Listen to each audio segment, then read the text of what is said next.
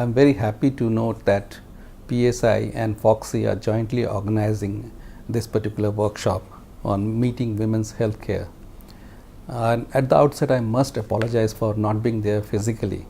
The reason being, I was one of the ones who actually committed to be participating in this particular workshop. Unfortunately, due to unforeseen circumstances and for reasons beyond my control, I'm not able to attend this, and that's my loss. Now, when we talk of women's health, we talk of family planning upfront. And when we talk of women's health, organizations like Foxy come to the forefront.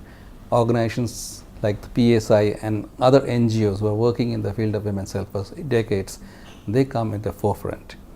And when I said family planning upfront, family planning is not about population stabilization. The point is, when we talk of family planning globally, we talk only about improvement in the health of the women and children of this world and of course this country. And the contribution of family planning to reduction of maternal mortality and morbidity as well as infant mortality and morbidity is huge. We do not have to quote data, it is internationally established. That being the case, what are the things that we are doing in family planning? You know for sure that the government of India has come out with a slew of activities over the last 5 years to really increase the access to contraceptives. We have come out with new choices, something which is never done before in the history of the family planning program. We have introduced injectable contraceptives in the program. We have introduced Sencromen, which is actually indigenously developed in our country itself. And then there is a third one, which is the progesterone-only pills. There are many other choices which are in the offing. We are exploring the possibility of the implants.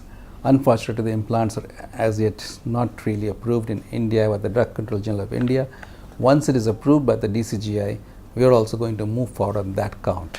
But then I cannot give a timeline to that because it will take quite a lot of time for us to really come into programming, also taking into account the fact that implants are actually extremely costly. Together with the choices, what we have come out with is revolutionary designing of the contraceptives.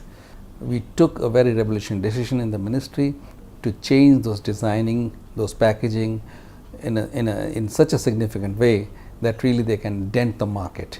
And now that we have changed the designing and the packaging, its uptake has gone up.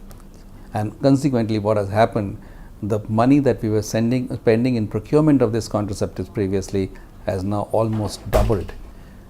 And the brand ambassador for our program is none other than the great Shri Amitabh Bachchan.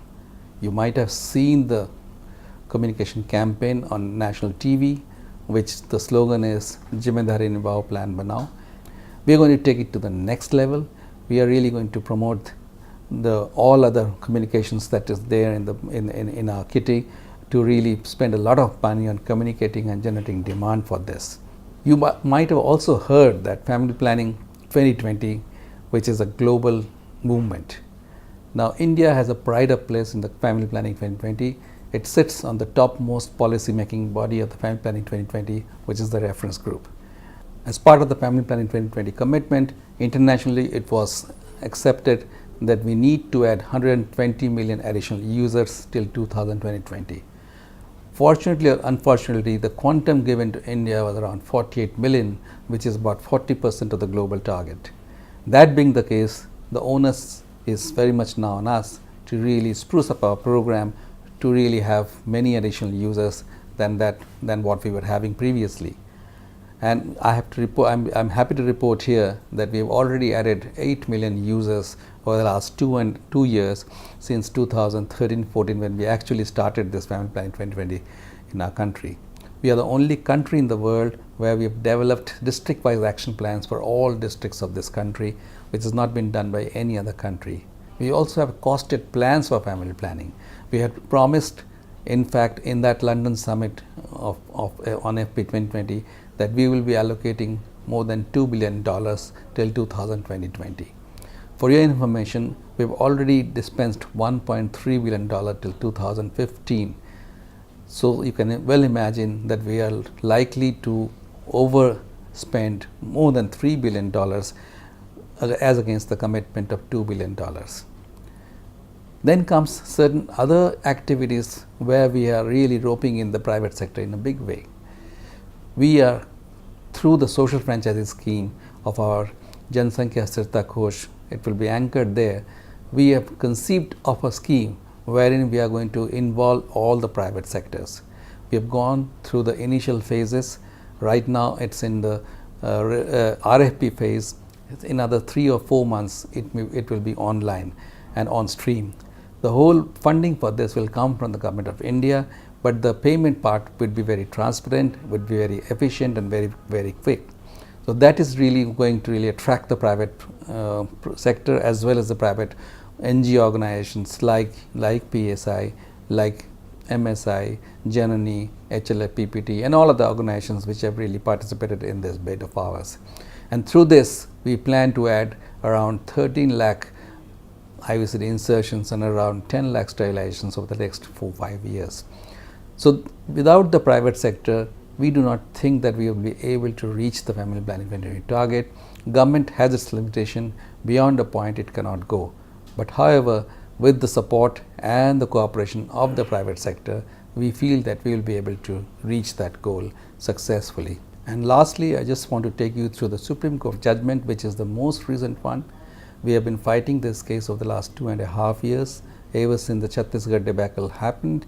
And let me assure you, the judgment which has come is actually strengthens our hand to improve quality in family planning services all across the country.